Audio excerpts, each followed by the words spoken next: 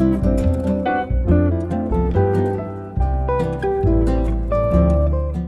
this chapter, we will learn how to open PowerShell. There are so many ways to open PowerShell. Right now, I'm going to show you two ways. First way that I prefer is right click on Start menu and click on Terminal Admin.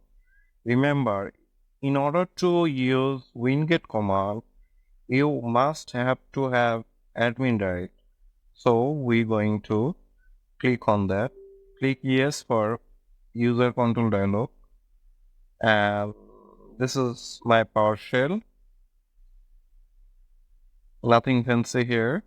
So next, second method is click on search here, or we can use control with combine Q to search and search for PowerShell and run this as administrator, or right click run as administrator. Click yes for Windows control dialog or PowerShell.